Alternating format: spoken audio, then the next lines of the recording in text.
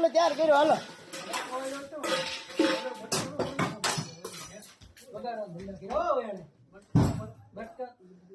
કાંઈ આમાં યાર નહીં